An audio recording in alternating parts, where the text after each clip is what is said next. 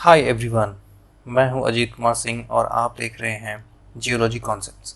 ये सितंबर के first week का जो करंट अफेयर्स है उसका ये थर्ड एपिसोड है और इसके अंदर कुछ टॉपिक्स हमने लिए हैं, जैसे कि पीएम श्री स्कूल्स। ये काफ़ी न्यूज़ में था अभी। क्वीन एलिजाबेथ तो पूरी दुनिया जानती है कि अभी उनका डेथ हो चुकी है उनकी। यूईजी अर्बन एम्प्लॉयमेंट गारंटी जो कि राजस्थान से है रिलेटेड। टर्टल्स तो ऑब्वियसली कुछ भी अगर ऐसा स्पीशीज़ के बारे में आता है तो you have to be aware of this. TB के बारे में गवर्नमेंट काफ़ी एक्टिव है, क्योंकि टीबी के केसेस जो हैं वो लास्ट ईयर की रिस्पेक्ट में इस साल बढ़ गए हैं। मतलब 19 में जो केसेस थे, नंबर ऑफ केसेस, वो 20 में आके बढ़ चुके हैं, जिसकी वजह से टीबी को के पीछे जो गवर्नमेंट हाथ धो के पड़ चुकी है। और यूएस स्टार्टअप सेतु, ये सेतु इंडिया और यूएस के बीच में ये कह सकते हैं कि एक सेटअप है जो यहाँ के लोगों को हेल्प करेगी। Okay fine. सो ये हमारा पहला टॉपिक है इस एपिसोड का, थर्ड एपिसोड का, पीएम श्री स्कूल्स। ये आप जानते हैं कि टीचर्स डे यानी कि 5 सितंबर को गवर्नमेंट ने अनाउंस किया कि वो पूरे कंट्री में ऐसे एक एग्जाम्पलर स्कूल्स स्टैब्लिश करने जा रही है सरकार, जो कि जिसका अगर फुल फॉर्म हम देखें पीएम श्री स्कूल्स का तो वो पीएम स्कूल्स, प्रधानमंत्री schools for rising India.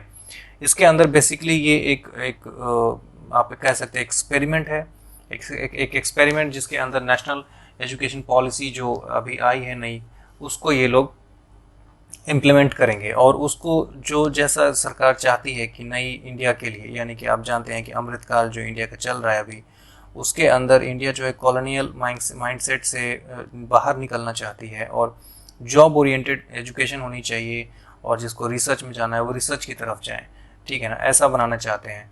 Plus ये भी एक एजुकेशन पॉलिसी है हमारी, इसकी एक आप कह सकते हैं एक एम है कि स्टूडेंट्स को क्या है वो उनको कंसेप्चुअल स्टडीज़ या फिर एजुकेशन दी जाए। वो रट्टा बेस्ड जो है अभी की बुक से रट लिया और कॉपी पे जाके लिख दिया और आप नंबर पा गए, उन सारी चीज़ों से इनको बाहर निकालने की, स्टूडेंट्स को बाहर निकालने की जो इनिशिएटिव है वो ये है। इसमें 14,500 यानी कि 14,500 स्कूल्स विल बी अपग्रेडेड। मतलब वही जो स्कूल्स ऑलरेडी फंक्शनिंग है, गवर्नमेंट स्कूल्स, स्टेट स्कूल्स जो भी है, सेंट्रल स्कूल्स, उनको उनमें से 14,500 स्कूल्स कंट्री वाइड उनको चूज़ करके और उनको अपग्रेड किया जाएगा। सेंट्रली स्पॉन्सर्ड स्कीम है, मतलब कि इसमें स्टेट्स का भी शेयर होगा खर्चे में। Then government, state, UT, local bodies जो भी ये बॉडीज़ जो स्कूल को मैनेज कर रही है उनको अपग्रेड किया जाएगा। सिग्निफिकेंस क्या है इस मूव का? It will showcase and all components of national education policy 2020 as and act as exemplar schools. Obviously जैसे स्मार्ट सिटी का जो इनिशिएटिव था या फिर एस्पिरेशनल डिस्ट्रिक्ट्स का जो इनिशिएटिव है, उसी लाइन पे ये भी लाया जा रहा है, ठीक है। It will also offers mentorship to other schools in their vicinity. अब देखिए, एक स्कूल अगर एक डिस्ट्रिक्ट में बनाया जा रहा है एक एज एन आइडियल, तो ऑब्वियसली उस स्कूल को फॉलो करके बाकी सारे स्कूल्स भी अपने आप को अपग्रेड कर सकते हैं। तो this is how this idea is.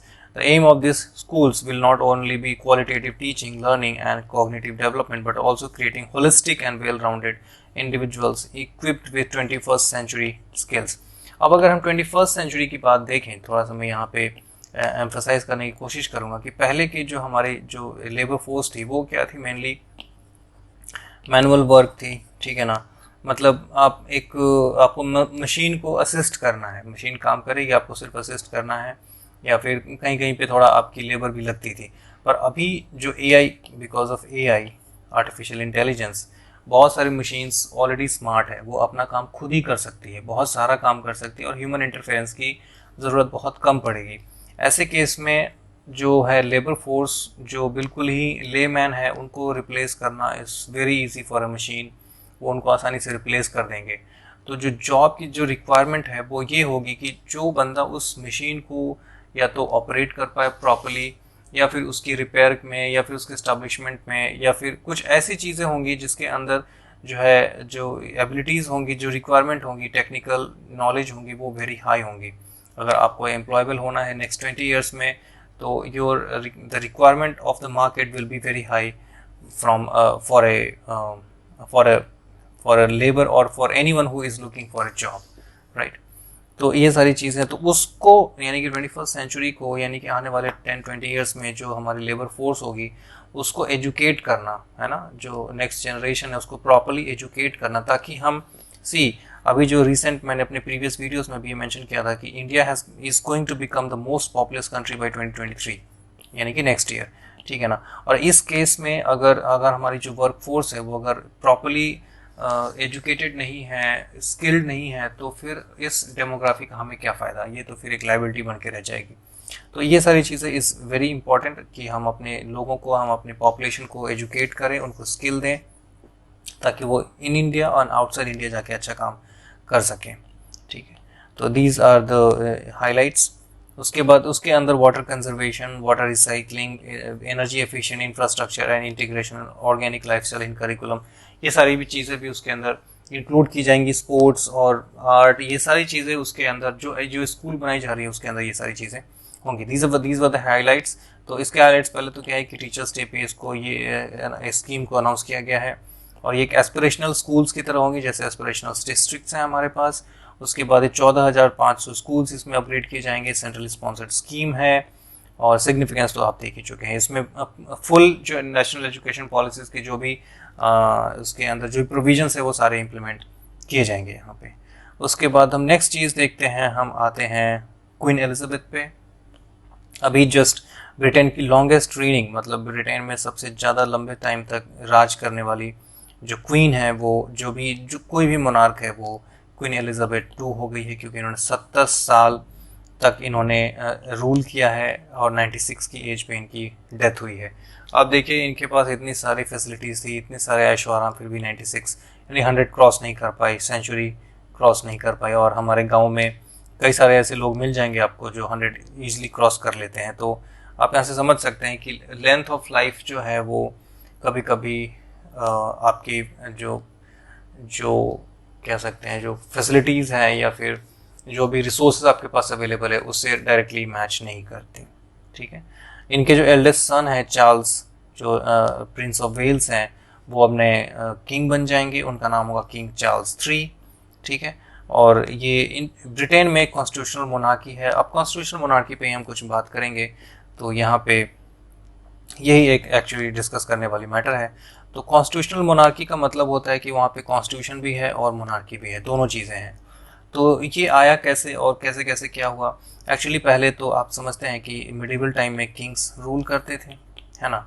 उसके बाद धीरे धीरे क्या हुआ कि इंग्लैंड की बात अगर हम करें तो इंग्लैंड में क्या किंग्स, जैसे 1688 का जो ग्लोरियस रिवोल्यूशन है इंग्लैंड में, उन्होंने क्या किया कि जो वहाँ पे जो उसकी रानी थी उसको तो मार दिया था, ठीक है ना। तो उसमें क्या है कि 1688 में जब ये ग्रेट रिवोल्यूशन होता है या ग्लोरियस रिवोल्यूशन होता है, तो उस पर ऐसे लोग थे जैसे विक्स कहते हैं और टोरीज कहते हैं, दो पॉलिटिकल पार्टीज थी वहाँ पे। टोरीज जो थी वो सपोर्ट करती थी मोनार्की को, ये मोनार्की को सपोर्ट करते थे, और विक्स जो थे वो मोनार्की के अगेंस्ट थे, ठीक है ना, मोनार्की को सपोर्ट नहीं करते थे। लेकिन फिर जो कॉन्स्टिट्यूशनल मोनार्की का जो बर्थ है वो यहीं से आता है कि इन दोनों ने मिलकर एक ट्रूस साइन किया, इन दोनों ने मिलकर एक बीच का रास्ता निकाला और बोला कि ठीक है हम एक कॉन्स्टिट्यूशनल मोनार्की बनाएंगे, मतलब एक पार्लियामेंट भी होगी प्लस मोनार्क भी होगी, और मतलब किंग को भी जगह दी जाएगी, और एक हम अपनी पार्लियामेंट भी बनाएंगे। तो पार्लियामेंट का आइडिया विक्स का था और टोरीज का आइडिया, मोनार्की का आइडिया टोरीज का था, ठीक है। उसके बाद ये थोड़ी सी पर्सनल इन्फॉर्मेशन है किंग एलिजाबेथ के बारे में कि उनकी जो जन्म है वो 21 अप्रैल 1926 को है, लंदन में हुई थी, ठीक है। उसके बाद इनकी डॉटर एल्डर डॉटर जो है प्रिंस, एक्चुअली क्या वहाँ पे प्राइमोजेनिटर का सीन है। प्राइमोजेनिटर का मतलब होता है जो सबसे बड़ा बच्चा होगा वही किंग बनेगा या बनेगी। अगर लड़की सबसे बड़ी है तो वो क्वीन बन जाएगी, लड़का सबसे बड़ा है तो वो किंग बन जाएगा। तो ये सीन है वहाँ पे, ठीक है। उसके बाद व्हाट इज कॉन्स्टिट्यूशनल मोनार्की, ये तो हमने जस्ट अभी मेंशन कर दिया, मैंने लिख रखा था, यहाँ पे एक्सप्लेन करूँगा मैं विक्स और टोरीज, वो मैंने कर दिया अभी।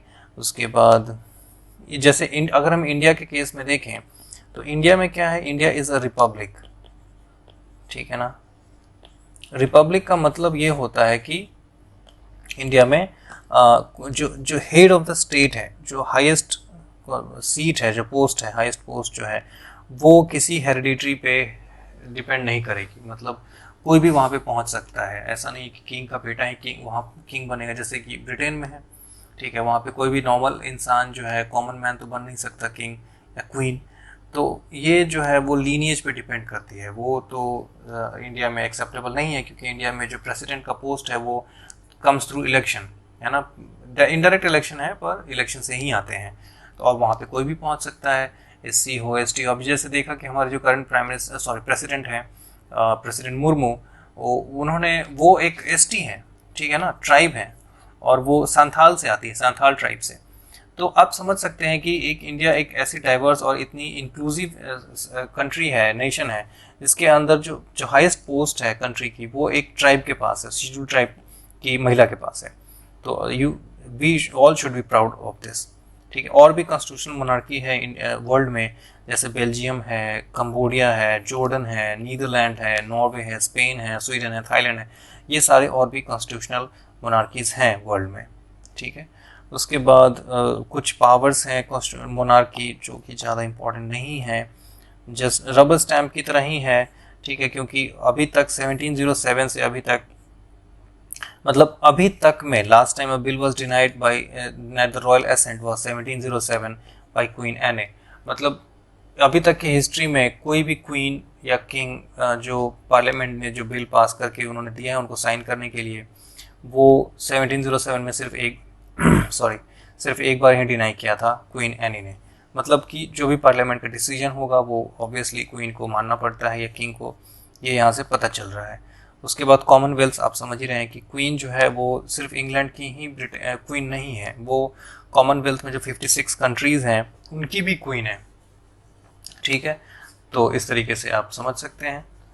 तो ये थी हमारे लिए क्वीन एलिजाबेथ। देन हम राजस्थान का केस देखते हैं, जो कि अर्बन एम्प्लॉयमेंट गारंटी एक्ट की बात, एक्ट नहीं है सॉरी, ये this is not an act, ये जो सबसे बड़ी बात है इसके अंदर, ये कोई एक्ट नहीं है, पर यहाँ पे एक स्कीम लाई गई है सरकार के लिए, सरकार के द्वारा, कि राजस्थान में कांग्रेस की गवर्नमेंट है, तो 100 डेज ऑफ एम्प्लॉयमेंट दी जाएगी families living in urban areas on lines of MNREGA, ठीक है। MG नरेगा जो गांव में रोजगार देती है 100 डेज़ का, सेम लाइन पे 100 डेज़ की रोजगार दी जा रही है उन लोगों को जो अर्बन एरियाज़ में रहते हैं, ठीक है।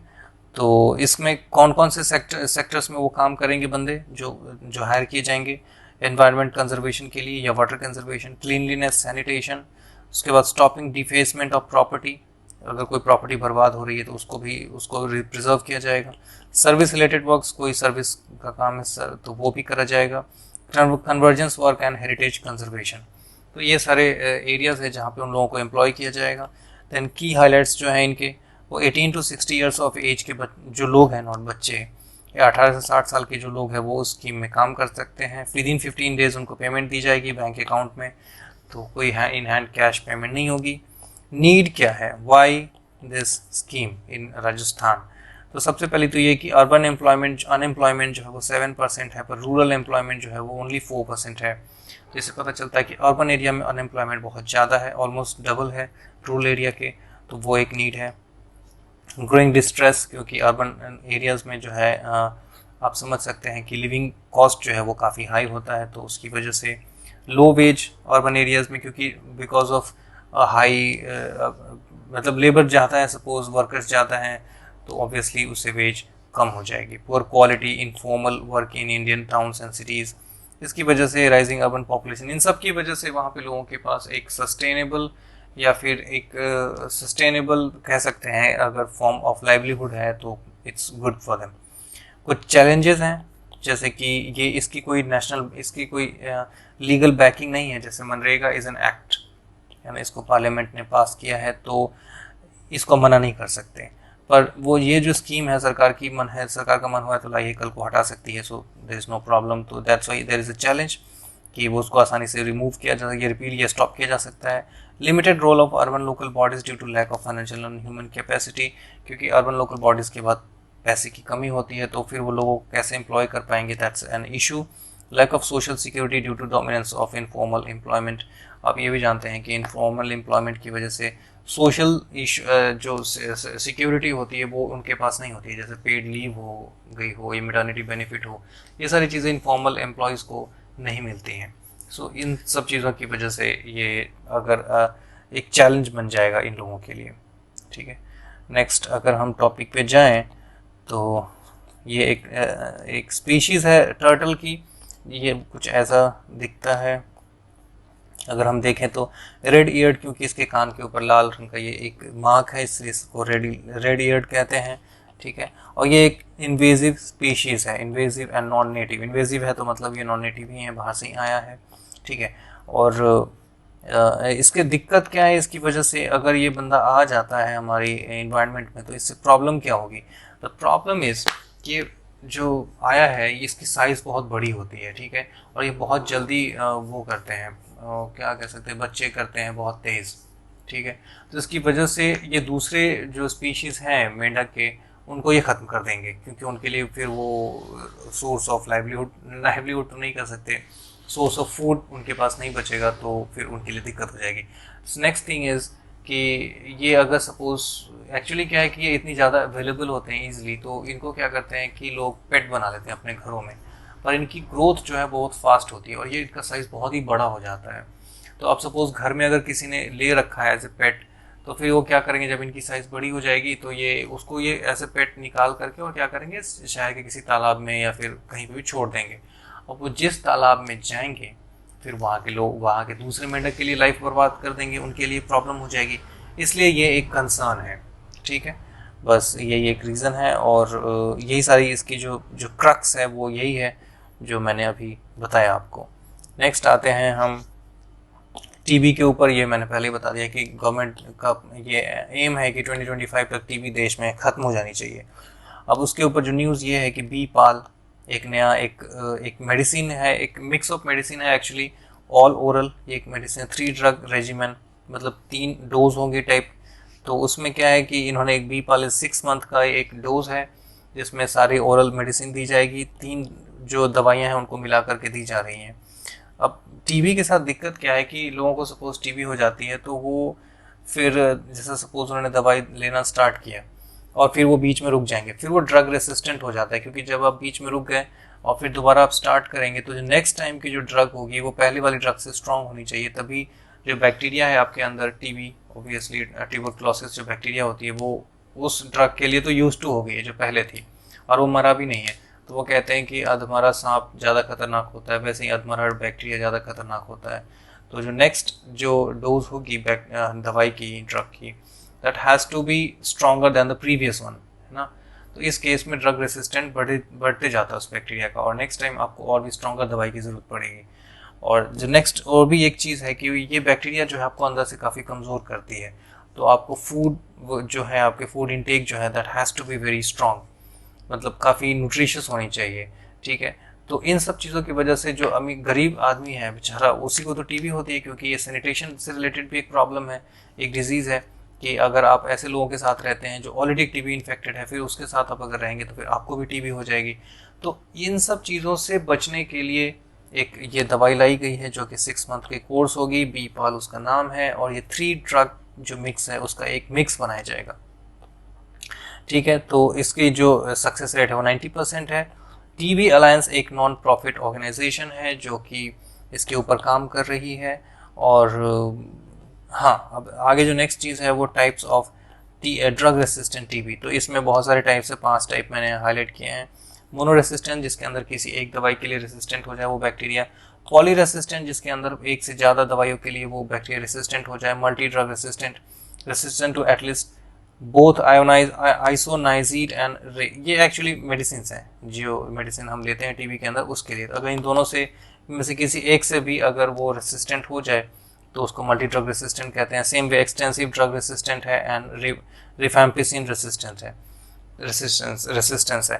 तो ये 5 टाइप की रेसिस्टेंस है, तो ये आपको पता होना चाहिए। एंड द नेक्स्ट थिंग जो इंपॉर्टेंट चीज़ जस्ट हम अगर हाईलाइट देखें तो बी पाल जो एक दवाई 6 मंथ का डोज है, 90% इसकी सक्सेस रेट है। ये सारी चीज़ें इसके अंदर हमने देख ली हैं। अब नेक्स्ट अगर हम देखें तो हमारे पास ये लास्ट टॉपिक है और इसको हम देखेंगे तो ये हमारे पास यूएस स्टार्टअप सेतु का तो हमने समुद्र सेतु भी हमने देख रखा है पहले। इसमें क्या है कि हम जो यहाँ पे एजुकेशन सिस्टम है हमारे इंडिया में, और सपोज कोई बंदा उसको यूएस में जॉब करनी है, तो द थिंग इज़ कि हम जो यहाँ पे पढ़ा रहे हैं उनको यूएस वाले लोगों को जो ज़रूरत है उसमें देयर इज़ अ गैप। तो उसके लिए ये स्कीम स्टार्ट की गई है। उससे क्या होगा कि यहाँ पे जो स्टार्टअप्स हैं, ठीक है, इंडिया में, तो उनकी क्या रिक्वायरमेंट है, और जो यूएस में जो बंदे सपोज इन्वेस्ट करने वाले हैं उनकी क्या रिक्वायरमेंट है, उनके बीच का जो गैप है उसको फुलफिल करने के लिए, उसको मिनिमाइज करने के लिए जो है ये स्कीम लाई गई है। ठीक है, इसको मिनिस्ट्री ऑफ कॉमर्स जो है वो इसको इम्प्लीमेंट कर रही है यूएस के साथ मिल करके, और इसका जो प्रोग्राम है वो इम्प्लीमेंट किया जा रहा है San Francisco united states of America. अब इसके बारे में अगर इस स्कीम के बारे में देखें तो ये एक अपस्किलिंग प्रोग्राम है in Indian government initiative under Ministry of Commerce and Industry. The initiative would connect startups in India to US-based investors and startup ecosystem leaders with mentor.